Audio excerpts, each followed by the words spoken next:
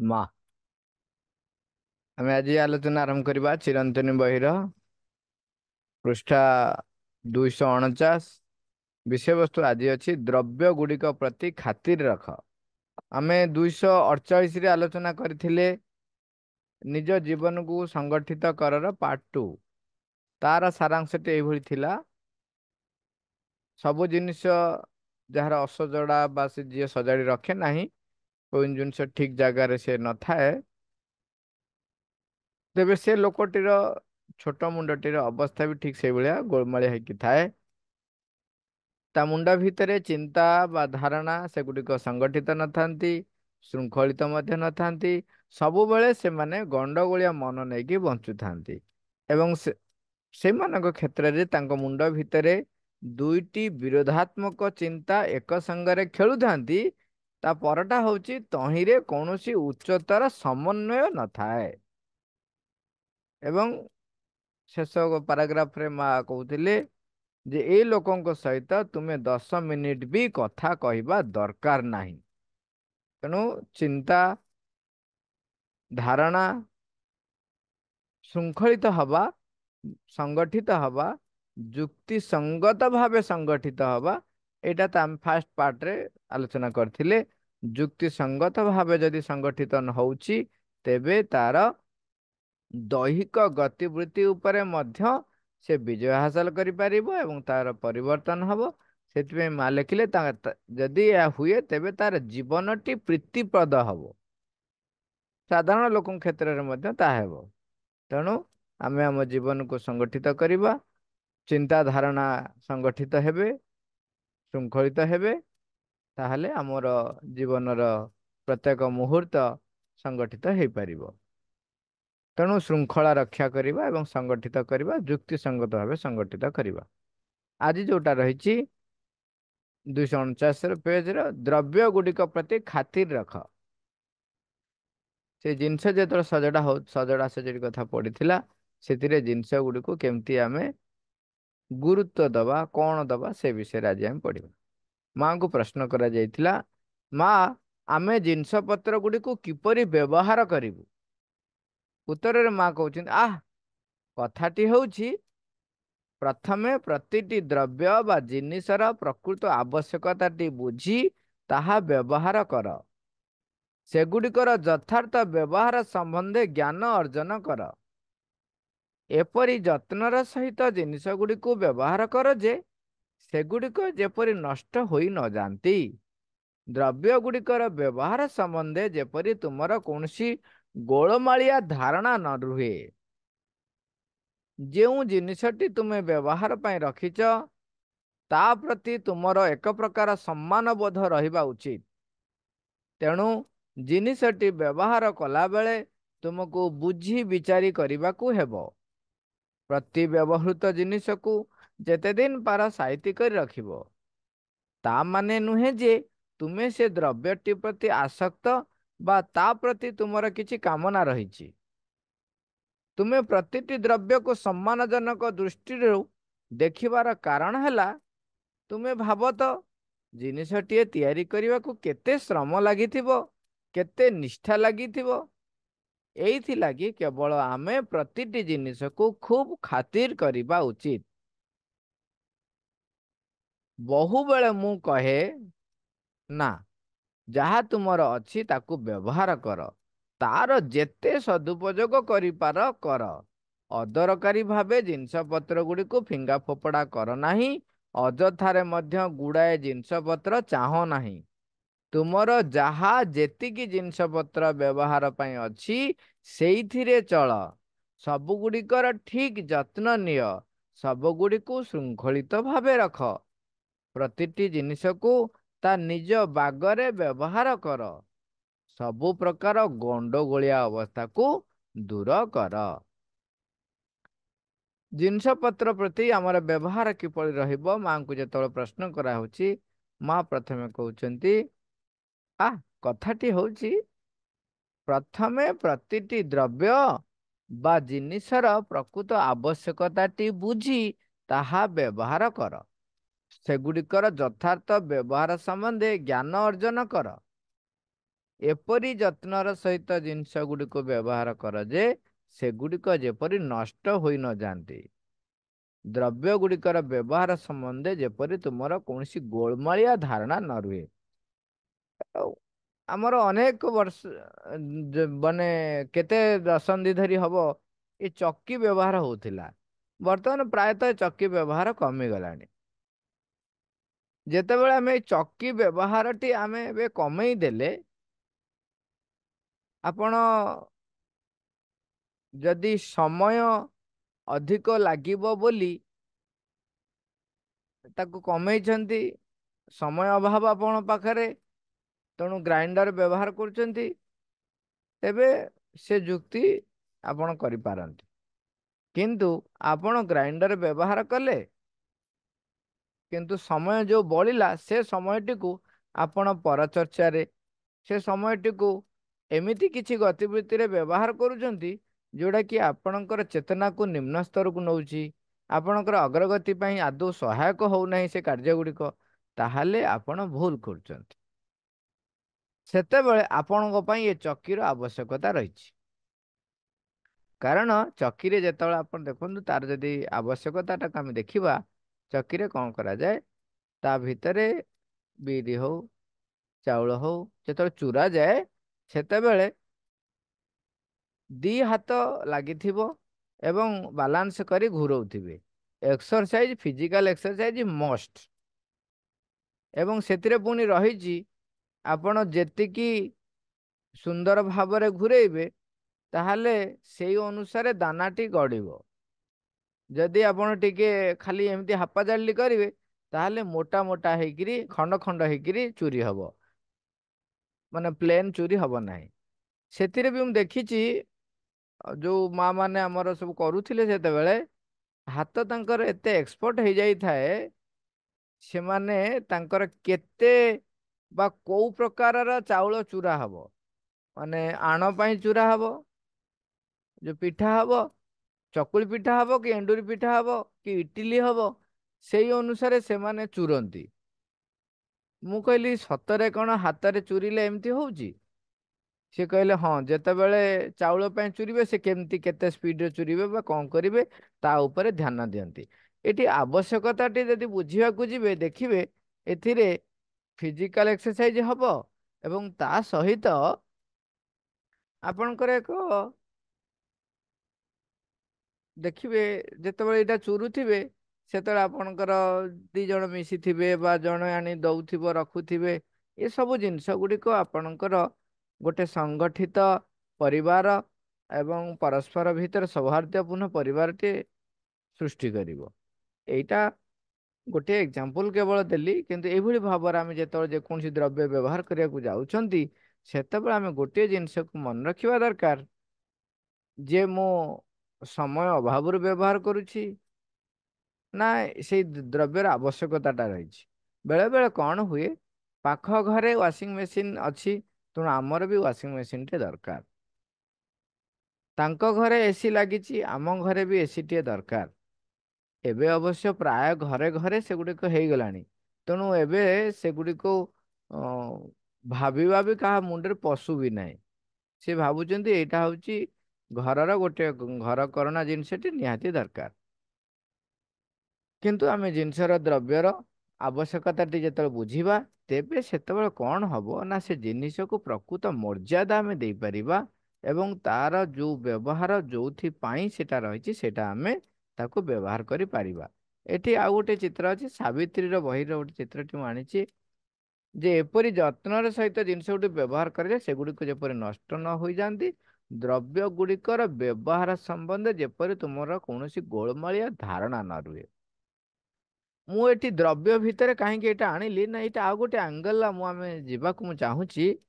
ଯେତେବେଳେ ଆମେ ଗୋଟେ ବହି ପଢୁଛନ୍ତି, ଗୋଟେ କାହାଣୀ ଶୁଣୁଛନ୍ତି, ମୁଁ ସେ ଜିନିଷ ଆଡୁ ସେ କାହାଣୀ ଆଡକୁ ମଧ୍ୟ ଗଲି। କାହିଁକି ଯାଉଛି ନା ଆଟିଚ୍ୟୁଡ ଉପରେ ଡିପେଣ୍ଡ କରୁଛି, ଯେ ଆପଣ ତାର ଆବଶ୍ୟକତାଟିକୁ ବୁଝିବେ ଏବଂ ତାପରେ କହିଲେ ତାର ବ୍ୟବହାର ସମ୍ବନ୍ଧରେ ଯଥାର୍ଥ ଜ୍ଞାନ ଅର୍ଜନ କରିବେ, ଗୋଳମାଳିଆ ଧାରଣା ନ ରୁହେ। ମୁଁ ଏଇ ଧାରଣାରୁ ଏଇ କଥାଟି କହିବାକୁ ଚାହୁଁଛି। ଆମର ଯୋଉ ସାବିତ୍ରୀର ଯୋଉ ଏଫେକ୍ଟ ଅଛି, ଆମେ କାହାଣୀଟି ଶୁଣିଛନ୍ତି ଯେ ସାବିତ୍ରୀ ବିବାହ କଲେ, ଯେତେବେଳେ ବର ବାଛିଲେ ଏବଂ ଜାଣିଲେ ଯେ ତାଙ୍କ ସ୍ୱାମୀଙ୍କର ବର୍ଷରେ ଦେହାନ୍ତ ହବ, ତେଣୁ ସେ ପୁରା ବ୍ରତ କରିଛନ୍ତି ଏବଂ ବ୍ରତ କରିସାରିଲା ପରେ ସେ ଯମଙ୍କୁ ମାତ ଦେଇ ବା ଯମଙ୍କ ପାଖରୁ ତାଙ୍କ ପତିଙ୍କର ମୃତ୍ୟୁକୁ ଉପରେ ବିଜୟ ହାସଲ କରିଛନ୍ତି ଏବଂ ତାଙ୍କ ପତି ଜୀବିତ ହେଇଛନ୍ତି। ଆମେ କେବଳ ବାହାରର କାହାଣୀ ନେଇକି ଆମକୁ ସୁହାଇଲା ଭଳିଆ ଆମେ ବୁଝୁଛୁ କଣ, ତାପରେ ଆମେ ତାକୁ ଯଥାର୍ଥ ଭାବେ ଆଉ ବ୍ୟବହାର ନକରି ଗୋଳମାଳିଆ ଧାରଣାରେ ରହିଛୁ କଣ। ମୁଁ କାହିଁକି କଥା କହିଲି ନା, ଏବେ କଣ ହଉଛି, ସେ ଗୋଳମାଳିଆ ଧାରଣାରେ କେବଳ ଯେଉଁ ଦିନ ସାବିତ୍ରୀ ଅମାବାସ୍ୟା ରହିଛି, ତେଣୁ ସେଇ ଦିନ ଆମେ ପୂଜାପୂଜି କରୁଛନ୍ତି ଏବଂ ସ୍ୱାମୀଙ୍କ ପାଇଁ ପୂଜା କରୁଛନ୍ତି, ଉପବାସ ରହୁଛନ୍ତି। ସେଇ ଗୋଟାଏ ଦିନ ଆମେ ଉପବାସ କରୁଛନ୍ତି ଏବଂ ଧାରଣା ହଉଛି ଯେ ସାବିତ୍ରୀ ସେଇ ସକାଶେ କରିଥିଲେ, ତାଙ୍କ ସ୍ୱାମୀଙ୍କୁ ଯେହେତୁ ସେ ଭଲ ପାଉଥିଲେ, ତେଣୁ ଆମେ ଯଦି ସାବିତ୍ରୀ ବ୍ରତ କରିବୁ ତେବେ ଆମର ସ୍ୱାମୀଙ୍କର ମାନେ ଆୟୁଷ ବଢିଯିବ। କିନ୍ତୁ ତାର ପ୍ରକୃତ ଧାରଣାକୁ ଏଇଗୁଡା ଆସୁଛି ଗୋଳମାଳିଆ ଧାରଣା। ପ୍ରକୃତ ଧାରଣାକୁ ଆପଣ ଯଦି ଯିବେ, ଶ୍ରୀ ଅରବିନ୍ଦ ଲେଖିଛନ୍ତି ସେ ସାବିତ୍ରୀ ଏପିକକୁ ନେଇକରି କେତେ ସୁନ୍ଦର ଭାବରେ ଲେଖିଛନ୍ତି। ତେଣୁ ସେ ବହିଟି ସେ ଯୋଉଟା ଶ୍ରୀ ଅରବିନ୍ଦଙ୍କ ଲେଖାଟି ଯଦି ଆପଣ ପଢିବେ, ସେ ଯୋଉ ଉଚ୍ଚତର ଚେତନାରୁ ଲେଖିଛନ୍ତି ଏବଂ କେତେ ସୁନ୍ଦର ଭାବରେ ତାର ପ୍ରକୃତ ଜ୍ଞାନଟି ତା ଭିତରେ ରହିଛି। ସାବିତ୍ରୀ ଜନ୍ମଗ୍ରହଣ କରୁଛନ୍ତି କେମିତି? ସେ ଜଣେ ସାଧାରଣ ନାରୀ ନୁହନ୍ତି। ତାଙ୍କୁ କେମିତି ପୃଥିବୀର ଆସ୍ପୃହାକୁ ଧାରଣ କରିଛନ୍ତି ଅଶ୍ୱପତି, ଏବଂ ଅଶ୍ୱପତି ପୃଥିବୀ ତରଫରୁ ତପସ୍ୟା କରି ସିଏ ଆବାହନ କରୁଛନ୍ତି ଦେବୀଙ୍କୁ ଯେ ତୁମେ ଓହ୍ଲେଇ ଆସ। ବ୍ରହ୍ମାଙ୍କର ପତ୍ନୀ ଯୋଉ ବ୍ରହ୍ମଜାୟା କୁହନ୍ତି ସାବିତ୍ରୀ, ସିଏ ସନ୍ତୁଷ୍ଟ ହଉଛନ୍ତି ଏବଂ ତାଙ୍କୁ କହୁଛନ୍ତି ଠିକ ଅଛି, ଆଦିଶକ୍ତି ଦିବ୍ୟ ଜନେ ବ୍ରହ୍ମଜାୟା ସେ କହୁଛନ୍ତି ମୁଁ ନର ରୂପ ଗ୍ରହଣ କରିବି। ତେଣୁ ସେ ତାଙ୍କର କନ୍ୟା ସନ୍ତାନ ହେଇକି ଜନ୍ମଗ୍ରହଣ କରୁଛନ୍ତି। ତାମାନେ ସ୍ୱୟଂ ଆଦିଶକ୍ତି ଗ୍ରହଣ କରୁଛନ୍ତି ନାରୀ ରୂପ ନେଇ। ଏବଂ ତା ଭିତରେ ଆହୁରି ଯଦି ଅଧିକ ଜ୍ଞାନ ଦେଖିବେ, ଇଏ ଗଲା ଆସ୍ପୃହା। ତେଣୁ ଆସ୍ପୃହା ନ କଲେ ଉଚ୍ଚତମ ଶକ୍ତିକୁ ଆମେ ଧାରଣ କରିପାରିବା ନାହିଁ। ତେଣୁ ଆସ୍ପୃହା ନିହାତି ଦରକାର ଏବଂ ଆସ୍ପୃହା କଲେ ଉତ୍ତର ନିଶ୍ଚୟ ମିଳିବ। ସେଥିରେ ମଧ୍ୟ ସେଇ ଏପିକରେ ମଧ୍ୟ ସେ କଥାଟି ରହିଛି। ତେଣୁ ସ୍ୱୟଂ ଦିବ୍ୟ ଜନନୀ ସିଏ ମଧ୍ୟ ନାରୀରୁ ମାନେ ମନୁଷ୍ୟ ରୂପ ଗ୍ରହଣ କରିପାରନ୍ତି। ତେଣୁ ତମ ଆସ୍ପୃହାଟି ସେତିକି ତୀବ୍ର ହେଇଥିବା ଦରକାର ଏବଂ ଆସ୍ପୃହାର ଫଳ ନିଶ୍ଚୟ ମିଳେ। ଇଏ ଗୋଟେ କଥାଟି ତା ଭିତରେ ରହିଛି। ଏବଂ ତାର ପରିଣାମରେ ଯଦି ଆହୁରି ଆଗକୁ ଯିବେ, ଯେ ମୃତ୍ୟୁ ଉପରେ ଯେ ବିଜୟ ସମ୍ଭବ, କେମିତି ସମ୍ଭବ ନା ଗୋଟେ ଲଭ, କୋଉ ଲଭ, ଏଇ ଯୋଉ ଆମର ଆସକ୍ତି ଯୁକ୍ତ ତାପରେ ରହିଛି ଆଗକୁ, ଏଇ ଯୋଉ ଆସକ୍ତି ଯୁକ୍ତ ମାନୁଷୀ ପ୍ରେମ କଥା କୁହାଯାଉନି। ସେ ଯୋଉ ପ୍ରେମ ଶାଶ୍ୱତ ପ୍ରେମ, ଯୋଉ ଦିବ୍ୟ ପ୍ରେମ କଥା କୁହାହଉଛି, ଯୋଉ ପ୍ରେମରେ କାହାରି ପ୍ରତି ଘୃଣାଭାବ ନାହିଁ, ସଂକୀର୍ଣ୍ଣତା ନାହିଁ, ସେଇ ୱିଥ ଲଭ୍ ଆମେ ଡେଥ୍ ଉପରେ ମଧ୍ୟ ବିଜୟ ହାସଲ କରିପାରିବା। ଏଠି ସେ ଜଣେଇ ଦେବାକୁ ଚାହୁଁଛନ୍ତି ଯେ ମୃତ୍ୟୁ ଉପରେ ବିଜୟ ହାସଲ ସମ୍ଭବ। ସେଟାକୁ ଆମେ କେବଳ ଯୋଉ କହୁଛନ୍ତି ସେଠି କେତେଜଣ ତାକୁ ମିସଗାଇଡ କରି କୁହନ୍ତି ଯେ ଯେତେବେଳେ ଯମ ବର କହିଲେ ମାଗିବା ପାଇଁ, ଇଏ କହିଲେ ଯେ ମତେ 100 ପୁତ୍ର ଦିଅନ୍ତୁ। ଯମ ବାଉଳାରେ ଦେଇଦେଲେ, ହଁ ମାରିଦେଲେ। ତାପରେ ସେ କହିଲେ ମୋ ସ୍ୱାମୀଙ୍କୁ ତ ନେଇଯାଇଛ, ତେବେ ମୁଁ ମୋର ସନ୍ତାନ କେମିତି ହବ? ତେଣୁ ସେ ବାଧ୍ୟ ହୋଇକି ଯମ ଫେରେଇ ଦେଲେ। ଘଟଣାଟିର ଆହୁରି ଅଧିକ ଗଭୀରକୁ ଯାଇକିରି ଯୋଉ ଲେଖା ଯାଇଛି, ଯୋଉ ଉଚ୍ଚତର ଚେତନାର ଶ୍ରୀମନ୍ତ ଲେଖିଛନ୍ତି, ତାକୁ ଯେତେବେଳେ ପଢିବେ, ମୃତ୍ୟୁ ସହିତ ତାଙ୍କର ବାର୍ତ୍ତା ଏଗୁଡିକ ଅତି ଜ୍ଞାନଗର୍ଭକ ଏବଂ ପ୍ରକୃତ ଯୋଉ ଘଟଣାଟି ସୂକ୍ଷ୍ମରେ ଘଟେ ଏବଂ ସ୍ଥୂଳରେ କେମିତି ରୂପ ନିଏ, ତାର ଏତେ ସୁନ୍ଦର ଭାବରେ ବର୍ଣ୍ଣନା ରହିଛି। ତେଣୁ ଆମେ ଯଥାର୍ଥ ଧାରଣାରେ ରହିବା, ଏ ଗୋଳମାଳିଆ ଧାରଣାରେ ଆମେ ବଞ୍ଚିବା ନାହିଁ। ତେଣୁ ଏଇ ଜିନିଷ କଥାରୁ ଯାଇକି ମୁଁ ସେଇଥିପାଇଁ କହିଲି, ଏ ଗୋଳମାଳିଆ ଧାରଣାରେ ଆମେ ରହିବା ନାହିଁ। ପ୍ରତ୍ୟେକ ବିଷୟରେ, ପ୍ରତ୍ୟେକ ବସ୍ତୁ ସମ୍ବନ୍ଧରେ ମଧ୍ୟ ଯେତେବେଳେ ଆମେ ବ୍ୟବହାର କରିବାକୁ ଯାଉଛନ୍ତି, ତାର ପ୍ରକୃତ ଆବଶ୍ୟକତାଟାକୁ ବୁଝିକି ବ୍ୟବହାର କରିବେ। ନହେଲେ କଣ ହୁଏ ଆପଣ ଦେଖିବେ ଅନେକ ଜିନିଷକୁ ଆମେ ନଷ୍ଟ କରିବା ପାଇଁ ଛାଡି ଦଉ।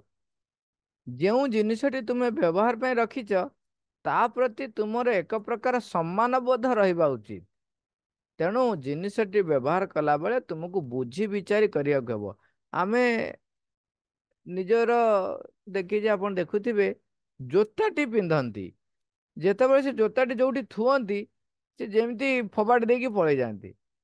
ସେଇ ଜୋତାଟି ତୁମକୁ କେତେ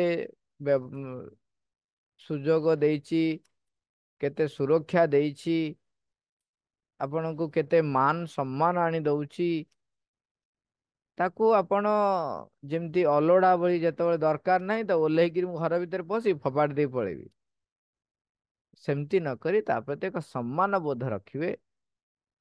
ଆଉ ଗୋଟେ କଥା ଆମେ ଦେଖିବେ, ଅନେକ ଜାଗାରେ ବର୍ଣ୍ଣନା ଅଛି, ଆପଣ ଯଦି ପ୍ରାକ୍ଟିସ କରିବେ ଦେଖିବେ, ଆପଣ ଯୋଉ ପେନରେ ଲେଖୁଛନ୍ତି ତାର କାଳି ସରିଯାଏ। ଆପଣ ଯଦି ତାକୁ ତାକୁ ସମ୍ମାନ ଦେଇ ତାକୁ ବ୍ୟବହାର କରିଥିବେ, ତା ସହିତ ଆପଣଙ୍କ ସମ୍ପର୍କ ନିବିଡ଼ ଥିବ, କାଳି ସରିବାର ଅନେକ ପୂର୍ବରୁ ସେ ଆପଣଙ୍କୁ ଜଣେଇ ଦବ ଯେ କାଳି ସରିଯିବ, ତୁମେ ଆଉ ଗୋଟେ ପେନ୍ ନିଅ। କାହିଁକି ନା ସିଏ ଚାହେଁ ନଥିବ ଯେ ତୁମେ ହଇରାଣ ହଉ ବୋଲି। ଆପଣ ଯଦି ତାକୁ ସମ୍ମାନ ନ ଦଉଥିବେ ତାହେଲେ ସେ ଆପଣଙ୍କୁ ଆପଣ ହଇରାଣ ହବାର ସମ୍ଭାବନା ଅଛି। ସମ୍ମାନ ବୋଧ ପ୍ରତ୍ୟେକ ଜିନିଷ, କେବଳ ପେନ୍ କଥା କହୁନି, ଚପଲ କଥା ନାହିଁ, ସବୁ ଜିନିଷକୁ ଯେତେବେଳେ ବ୍ୟବହାର କରୁଛନ୍ତି, ମାଲୁଛନ୍ତି, ତା ପ୍ରତି ଏକ ସମ୍ମାନ ବୋଧ ରହିବା ଉଚିତ। ତେଣୁ ଜିନିଷଟି ବ୍ୟବହାର କଲା ବେଳେ ତୁମେ ତାକୁ ବୁଝି ବିଚାରି କରିବାକୁ ହବ। ପ୍ରତି ବ୍ୟବହୃତ ଜିନିଷକୁ ଯେତେ ଦିନ ପାରା ସାଇତି କରି ରଖିବ। କିନ୍ତୁ ଏଇଠି ସାଇତିକି ରଖିବା କଥାରେ ବେଳେ ବେଳେ ଯୋଉ ଭୁଲ ଟା ଆମେ କରୁ ବସୁ, ସେଇଥିପାଇଁ ମା ତା ପର ଲାଇନରେ ଆମକୁ କ୍ଲିୟର କରିଦିଅନ୍ତି। ତା ମାନେ ନୁହେଁ ଯେ ତୁମେ ସେ ଦ୍ରବ୍ୟଟି ପ୍ରତି ଆସକ୍ତ ବା ତା ପ୍ରତି ତୁମର କିଛି କାମନା ରହିଛି। ଏଇଥିପାଇଁ କାହିଁକି ନା ସେ ମତେ ଯେତିକି ସେବା ଦେଇଛି, ମତେ ଯେତିକି ସୁଯୋଗ ସେବା ଦଉଛି, ତେଣୁ ତାର ଯତ୍ନ ନେବି, ତାକୁ ଦାୟିତ୍ୱ ନେବି, ତାକୁ ସମ୍ମାନର ସହିତ ତାକୁ ରଖିବି। ସେଥିପାଇଁ କହିଲେ ଝାଡୁକୁ ଯେତେବେଳେ କିଏ ରଖନ୍ତି ଯୋଉ ଏଇ ଯୋଉ ମୋଡି ହେଇଯାଇଥିବ, ଏମିତି ରଖିଦେବେ, ସେ ମୋଡି ହେଇଯାଇଥିବ, ସେତେବେଳେ ମା ମାନେ ଭାରି ବ୍ୟସ୍ତ ହୁଅନ୍ତି, ଏମିତି କଣ ଝାଡୁଟା ରଖୁଛୁ, ତାକୁ ବି କଷ୍ଟ ହବ ନା। କାହିଁକି ନା ଏଇ ଜିନିଷ ପ୍ରତି ଆମେ ଗୁରୁତ୍ୱ ଦେଇନଥାଉ। ତୁମେ ପ୍ରତିଟି ଦ୍ରବ୍ୟକୁ ସମ୍ମାନଜନକ ଦୃଷ୍ଟିରୁ ଦେଖିବାର କାରଣ ହେଲା, ତୁମେ ଭାବ ତ ଜିନିଷଟିଏ ତିଆରି କରିବାକୁ କେତେ ଶ୍ରମ ଲାଗିଥିବ, କେତେ ନିଷ୍ଠାର ଲାଗିଥିବ। ଏଥିଲାଗି କେବଳ ଆମେ ପ୍ରତିଟି ଜିନିଷକୁ ଖାତିର କରିବା। ମା ଲେଖୁଛନ୍ତି ସେଇ ଜିନିଷଟି ଯେତେବେଳେ ତିଆରି ହଉଛି, କେତେ ପରିଶ୍ରମ করে ତିଆରି ହଉଛି, କେତେ ନିଷ୍ଠାର ସହିତ ସେ କରୁଛନ୍ତି। ତାପରେ ଆଉ ଗୋଟେ କଥା ଦେଖନ୍ତୁ, ସେ ଯୋଉ ଜିନିଷଟା ଆପଣ ଝାଡୁଟିଏ କଥା ଏଠି ଉଦାହରଣ ଦଉଛି, ଝାଡୁଟି ଆମ ଘରକୁ ପରିଷ୍କାର ପରିଚ୍ଛନ୍ନ କରୁଛି, ଆମକୁ ଏକ ସୁନ୍ଦର ପରିବେଶଟେ ତିଆରି କରି ଦଉଛି। କେବେ ଯାହା ଯୋଗୁ ଆମେ ଏତେ ସୁନ୍ଦର ପରିବେଶଟେ ପାଉଛନ୍ତି, ତାକୁ ଆମେ ସମ୍ମାନ ଦବାନି।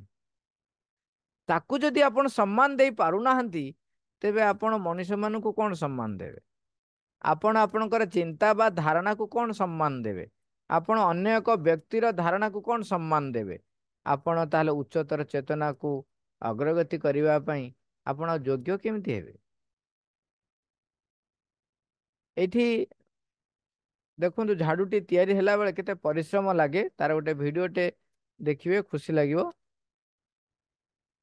ଟିକେ ସ୍ପିଡ କରିଦେଇଛି।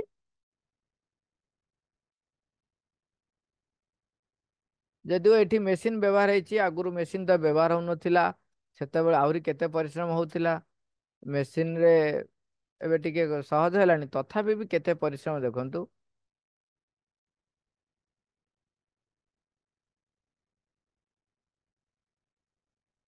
କେତେ ସୁନ୍ଦର ସାଇଜ କରାହବ, ତେଣୁ କେତେ ନିଷ୍ଠାର ସହିତ ସେ କରୁଛନ୍ତି, କେମିତି ସୁନ୍ଦର ଦେଖାଯିବ, ଏଇ ସବୁ ଟାଇଟ କରି ରଖିବେ।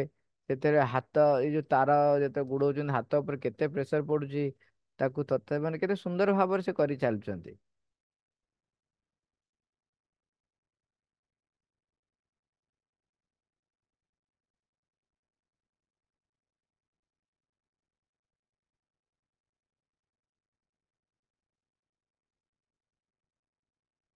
ଏଇଟା ଦେଖନ୍ତୁ, ହାତରେ ଏତିକି କାମ ତାର କରିବା ପାଇଁ କେତେ ସମୟ ଲାଗିବ, କେତେ ମାନେ ପରିଶ୍ରମ ଯେତିକି, କେତେ ନିଷ୍ଠାପର ଭାବରେ ଯଦି ନ କରିଥିବେ ଆପଣ ଦେଖିବେ ଝାଡୁଟି ଏତେ ସୁନ୍ଦର ଦେଖାଯିବନି। ଯଦି ସୁନ୍ଦର ନ ଦେଖାଯିବ, ଯିଏ ନିଅନ୍ତି ସେ କହିବ କଣ ଏଥିରେ ଏମିତି ରହିଛି ସେମିତି ରହିଛି।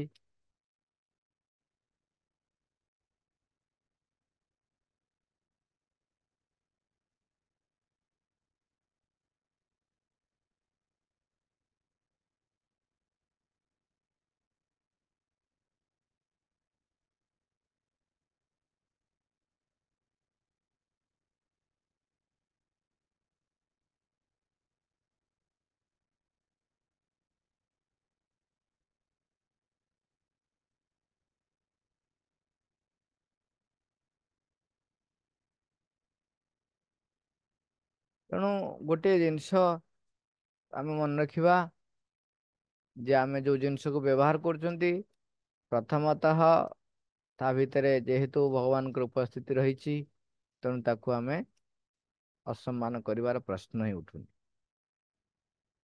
ଏବଂ ଆହୁରି ଦେଖିବେ ସେଇ ଜିନିଷଟି ଆମକୁ କେତେ ସେବା ଦଉଛି। ଏବଂ କୌଣସି ଗୋଟିଏ ବସ୍ତୁର ଛୋଟଟିଏ ଭଳି ଲାଗୁଥାଇପାରେ ଛୁଞ୍ଚିଟିଏ, ସିଏ ବି କେତେ ସାହାଯ୍ୟ କରୁଛି। ତେଣୁ ଛୋଟ ବଡ଼ ଜିନିଷ ବୋଲି କିଛି ନାହିଁ, ସୁନ୍ଦର ଅସୁନ୍ଦର ବୋଲି କିଛି ନାହିଁ। ଏବଂ ତାପରେ ମା କହିଲେ ଯେ ଆସକ୍ତି ଯୁକ୍ତ ଭାବେ ସଜାଡ଼ି ରଖିବା ବା ଆସକ୍ତି ଯୁକ୍ତ ଭାବେ ସାଇତି ରଖିବା କଥା ଏଠି କୁହାଯାଉନି। ଆମେ ଦେଖିଛୁ ଆମର ଯେ ବଡ଼ ଅପା ଅଛନ୍ତି ଆମର ପ୍ରିନ୍ସିପାଲ ଯେ, ସିଏ କେତେ ପୁରୁଣା ଜିନିଷକୁ ଏତେ ସୁନ୍ଦର ଭାବରେ ସାଇତିକି ରଖିଥିବେ। ତେଣୁ ଆମ ତ ଯେତେବେଳେ ଯାହା ଦରକାର ପଡ଼େ ଆମେ ଚିନ୍ତା କରୁନା, ଆମେ କହୁ ଚାଲ ଅପାଙ୍କ ପାଖକୁ ଚାଲ, ଅପାଙ୍କ ପାଖରେ ଥିବ ବାହାର କରିଦେବେ। ଅପା ଖୋଜି ଅପା ତାକୁ ଆରାମ ସେ ବାହାର କରି ରଖିବେ, ବାହାର କରିଦେବେ। ଖାଲି ଟିକେ ମନେ ପକେଇବେ କେବେକାର କଥା କଣ ଟିକେ ମନେ ପକେଇଦେବେ। ମନେ ପକେଇ ଦେଲା ପରେ ସେ ନିଜେ ବାହାର କରି ଦେବେ। ଏବଂ ଏମିତି ନୁହଁ ଯେ ମୁଁ ରଖିଛି କାହାକୁ ଦେବି ନାହିଁ, କେହି ବ୍ୟବହାର କରିବେନି। ତାଙ୍କର ଯେହେତୁ ସେ ଆସକ୍ତି ଯୁକ୍ତ ନୁହଁ, ତେଣୁ ସେ ଏମିତି ଆବୁଡିକି ରଖନ୍ତି ନାହିଁ, ନାଇଁ କାହାକୁ ଦେବି ନାହିଁ। ଯେତେବେଳେ ଯାହା ଦରକାର ହୁଏ ସେତେବେଳେ ମଧ୍ୟ ସେ ଦିଅନ୍ତି। ତେଣୁ ଅତି ସୁନ୍ଦର ଭାବରେ ସାଇତିକି ରଖିବେ ଏବଂ ସମ୍ମାନ ଦେଇକି ରଖିବେ ଏବଂ ଯେ ବ୍ୟବହାର କରିବେ। ତାପରେ ମା ଲେଖୁଛନ୍ତି, ବହୁବେଳେ ମୁଁ କହେ ଯାହା ତୁମର ଅଛି ତାକୁ ବ୍ୟବହାର କର। ତାର ଯେତେ ସଦୁପଯୋଗ କରିପାରୁଛ କର। ଅଯଥାରେ ଗୁଡାଏ ଜିନିଷ ପତ୍ର ଚାହ ନାହିଁ ସେଇଠି। ସେଥିପାଇଁ ଏଇ ଜିନିଷଟି ତା ସହିତ ମନେ ରଖିବେ ଯେ ଯାହା ତୁମର ଅଛି ତାକୁ ବ୍ୟବହାର କର। ତମେ ଗୁଡାଏ ଜିନିଷ ପତ୍ର ଆଣି ଗଦା କର ନାହିଁ। ତୁମର ଯାହା ଦରକାର ନାହିଁ ତାକୁ ଆଣିକି ରଖ ନାହିଁ। ଅଦରକାରୀ ଭାବେ ତେଣୁ ଜିନିଷକୁ ଇଆଡେ ସିଆଡେ ଫିଙ୍ଗା ଫୋପଡା କର ନାହିଁ। ତୁମର ଯାହା ଜିନିଷ ପତ୍ରର ଅଛି, ଯେତିକି ଅଛି, ମା ଲେଖୁଛନ୍ତି ତୁମର ଯାହା ଯେତିକି ଜିନିଷ ପତ୍ର ବ୍ୟବହାର ପାଇଁ ଅଛି ସେଇଥିରେ ଚଳ। ସବୁ ଗୁଡ଼ିକର ଠିକ ଯତ୍ନ ନିଅ, ସବୁ ଗୁଡ଼ିକୁ ଶୃଙ୍ଖଳିତ ଭାବେ ରଖ। ଯୋଉମାନେ ଆଗରୁ ସାଧୁ ବା ସଂସାର ତ୍ୟାଗ କରିକି ସନ୍ନ୍ୟାସ ନଉଥିଲେ, ସେମାନେ ତାଙ୍କର ଗୋଟିଏ ପୋଷାକ, ଆଉ କିଛି ନଥାଏ। ଗଛ ତଳେ ଶୋଇବେ, ଆଉ କିଛି ଅଧିକ ଜିନିଷ ରଖିବେନି। କାରଣ ସେମାନେ ଜିନିଷ ପତ୍ର ଅଧିକା ରଖିଲେ କାଳେ ଆସକ୍ତି ବଢିବ, ତେଣୁ ସେମାନେ ତାକୁ ରଖନ୍ତି ନାହିଁ। ଏଇଠି ଦିଟା ଜିନିଷ ଆମକୁ ମନେ ରଖିବାକୁ ପଡିବ। ଏମିତି ପୁରା କଣ ନିଗ୍ରହ ହେଇକି ରହିବା କଥା କୁହା ହଉନି, କିମ୍ବା ଆସକ୍ତି ଯୁକ୍ତ ହେଇ ଅନେକ ଗୁଡା ଜିନିଷ ଆପଣ ବ୍ୟବହାର କରିବା ପାଇଁ ରଖିବେ ନାହିଁ। ଆବଶ୍ୟକ ଠାରୁ ଅଧିକ ଜିନିଷ ପତ୍ର ଆଣି ଗଦା କରିବାର କୌଣସି ଆବଶ୍ୟକତା ନାହିଁ। ଯେତିକି ଦରକାର, ଏବଂ ଆହୁରି କଥା ଏଠି କହିଲେ ତୁମର ଯେତିକି ଅଛି ସେଇଥିରେ ଚଳ। ତାର ଯେତେ ପାର ସଦୁପଯୋଗ କରିପାର କର। ଅଦରକାରୀ ଭାବେ ତେଣୁ ଜିନିଷ ପତ୍ର ଗୁଡାକ ଆଣିକି ଗଦା କର ନାହିଁ। ସବୁ ଗୁଡ଼ିକର ଠିକ ଯତ୍ନ ନିଅ ଆଉ ତାକୁ ଶୃଙ୍ଖଳିତ ଭାବେ ରଖ। ପ୍ରତିଟି ଜିନିଷକୁ ତା ନିଜ ବାଗରେ ବ୍ୟବହାର କର। ଏମିତି ନୁହଁ ଯେ ମନ ଇଚ୍ଛା ଯାହା ଯେମିତି ପାରେ ବ୍ୟବହାର କରିବେ। ସବୁ ପ୍ରକାର ଗଣ୍ଡଗୋଳିଆ ଅବସ୍ଥାକୁ ଦୂର କର। ଏଇ କଥାଟି ଯେତେବେଳେ ବି କୁହାହଉଛି ଆପଣ ଦେଖନ୍ତୁ, ଛୋଟ ଛୋଟ ଜିନିଷ କଥା ବି ମା କାହିଁକି କହୁଛନ୍ତି ନା, ଇଏ କଣ କରେ ଆମର ଚେତନା ଉପରେ ପ୍ରଭାବ ପକାଏ। ଆପଣଙ୍କର ଚେତନାର ସ୍ଥିତି ଯଦି ଚାହୁଁଛନ୍ତି ଯେ ଅଗ୍ରଗତି ଅଭିମୁଖୀ ହବ, ତେବେ କେମିତି ଭାବୁଛନ୍ତି ଯୋଉ ଯୋଉ ଜିନିଷଟି ବ୍ୟବହାର କରୁଛନ୍ତି ତାକୁ ତା ଭିତରେ ମା ତ ସ୍ୱୟଂ ନିଜେ ଅଛନ୍ତି। ଯୋଉଠି ଭଗବାନଙ୍କର ଉପସ୍ଥିତି ନାହିଁ ସେଇ ତାର ସ୍ଥିତି ନାହିଁ ଏ ସୃଷ୍ଟିରେ। ତେବେ ତାକୁ ଆପଣ କେମିତି ବ୍ୟବହାର ଠିକ ଉଚିତ ବ୍ୟବହାର କରିପାରିବେ ନାହିଁ। ଯଦିଓ ମୁଁ ଏପର୍ଯ୍ୟନ୍ତ ତା ଭିତରେ ମାଙ୍କର ଉପସ୍ଥିତିକୁ ଅନୁଭବ କରିପାରୁନାହିଁ,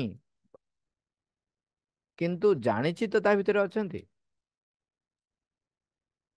ଯେତେବେଳେ ସେ ନିଜେ ଅଛନ୍ତି, ତେଣୁ ମୁଁ ତାଙ୍କୁ କିପରି ଏମିତି ଏଣେ ତେଣେ ଫୋପାଡ଼ି ଦେବି, ଏମିତି ଅଯଥା ଭାବରେ ବ୍ୟବହାର କରିବି ଏବଂ ଆଣିକି ଯୋଉ ଆସକ୍ତି ଭାବେ ଆପଣ ଯେତେ ଲଦିବେ, ଯେମିତି ପୂର୍ବରୁ ଆମେ ଆଲୋଚନାରେ ମା ଲେଖୁଥିବା ଦେଖିଲେ, ଆପଣ ଆସକ୍ତି ଭାବେ ଯେତେ ଜିନିଷ ଲଦୁଛନ୍ତି ତାର ସୂକ୍ଷ୍ମ ଦିଗଟା ହଉଛି ତାମାନେ ଆପଣ ସବୁବେଳେ ଏଣୁ ତେଣୁ ଚିନ୍ତା ଧାରଣା ସବୁ ଆଣିକି ଆପଣ ନିଜ ଭିତରେ ଗଦା କରି ରଖୁଛନ୍ତି। ତେଣୁ ଆପଣ ଗୋଟେ ଗଣ୍ଡଗୋଳିଆ ଅବସ୍ଥାକୁ ନିଜେ କ୍ରିଏଟ କରୁଛନ୍ତି। ଯେତିକି ଆପଣ ଏଣୁ ତେଣୁ ଜିନିଷ ଗଦା କରିବା ଅର୍ଥ ହଉଛି ଆପଣ ଏଣୁ ତେଣୁ ଚିନ୍ତା ଏଣୁ ତେଣୁ ଧାରଣାକୁ ଆଣିକି ବି ନିଜ ଭିତରେ ଗଦା କରୁଛନ୍ତି। ଯଦି ଏଣୁ ତେଣୁ ଧାରଣା ଏଣୁ ତେଣୁ ଚିନ୍ତା ଏଣୁ ତେଣୁ ଅନୁଭବ ଅନୁଭୂତି ସବୁ ସବୁକୁ ଯଦି ଗଦା କରୁନାହାନ୍ତି, ତାହେଲେ ବାହାରେ ମଧ୍ୟ ତାହା ରିଫ୍ଲେକ୍ସନ ନହବାର ସମ୍ଭାବନା ବହୁତ ଅଛି। ଯଦି ଆପଣ ସେଠି ଶୃଙ୍ଖଳିତ ହେଇଗଲେ ବାହାରେ ଶୃଙ୍ଖଳିତ ହେଇଯିବେ, ବାହ୍ୟ ଶୃଙ୍ଖଳିତ ହେଇଗଲେ ସେ ମଧ୍ୟ କିଛି କିଛି ପ୍ରଭାବ ପକେଇବ ଆନ୍ତର ଶୃଙ୍ଖଳତା ଉପରେ। ତେଣୁ ଆମେ ମାଙ୍କୁ ଆହ୍ୱାନ କରିବା, ମାଙ୍କୁ ମନେ ପକେଇବା, ଆମେ ଜାଣିବା ଯେ ମା ଆମକୁ କଣ ଚାହୁଁଛନ୍ତି ଆମ ଦ୍ୱାରା ହବା ପାଇଁ, ଆମେ କେମିତି ନିଜକୁ ତାଙ୍କୁ ପରିପ୍ରକାଶ କରିବା ପାଇଁ ନିଜକୁ କିପରି ପ୍ରସ୍ତୁତ କରିବାକୁ ଆମେ ସେଇ ଅନୁସାରେ ପ୍ରଚେଷ୍ଟା ରଖିବା। ଚେଷ୍ଟା କରିବା, ଛୋଟ ଛୋଟ ଜିନିଷ ଚେଷ୍ଟା କରିବା। କୋଉ ବଡ କଥା କହିଲେ କି ମା କାହିଁ ଚେଷ୍ଟା କରିବାନି। ମା ରସରାଜ ଆମ ପାଖରେ ଅଛନ୍ତି, ତେଣୁ ସେ ଗୋଟେ ଗୀତ ଗାଇବେ। ମା ମା ମା ମା ମା ମା ମା ମା ମା ମା ମା ମା ତୁମେ ପରାମ ହୃଦୟ ଗୁହାରେ, ତୁମେ ପରାମ ହୃଦୟ ଗୁହାରେ ବିରାଜିତ ମା ମା ମା ମା ମା ମା ମା ମା ମା ମା ମା ମା ମା ତୁମେ ତ ଦେଉଛ ଆମକୁ ସଦା ଆଶା ଆଉ ଭରସା, କେବେ କେଉଁଠି ହୁଡ଼ିଲେ ବାଟ ହାତ ଧରି ସହସା, ତୁମେ ତ ଦେଉଛ ଆମକୁ ସଦା ଆଶା ଆଉ ଭରସା, କେବେ କେଉଁଠି ହୁଡ଼ିଲେ ବାଟ ହାତ ଧରି ସହସା, ଚଳାଉଛ ହୋଇ ଜୀବନ ମରୁରେ, ଚଳାଉଛ ହୋଇ ଜୀବନ ମରୁରେ ଆଶା ବାରି ଧାରା ମା ମା ମା ମା ମା ମା ମା ମା ମା ମା ମା ମା ତୁମରି ଆଖିରୁ ଝରୁଛି କେତେ କରୁଣା ଆଶିଷ, ତୁମରି ହସରେ ଫୁଟିଛି ସତେ ପ୍ରେମ ର ଗୋଲାପ, ତୁମରି ଆଖିରୁ ଝରୁଛି କେତେ କରୁଣା ଆଶିଷ। ତୁମରି ହସରେ ଫୁଟିଛି ସତେ ପ୍ରେମର ଗୋଲାପ। ତୁମେ ପରାମ ବିପଦ ଆପଦେ, ତୁମେ ପରାମ ବିପଦ ଆପଦେ, ହେଉଅଛ ଏକା ସାହା। ମା ମା ମା ମା ମା ମା ମା ମା ମା ମା ମା ମା। ତୁମେ ପରାମ ହୃଦୟ ଗୁହାରେ, ତୁମେ ପରାମ ହୃଦୟ ଗୁହାରେ, ବିରାଜିତ ଅଛ ମା। ମା ମା ମା ମା ମା ମା ମା ମା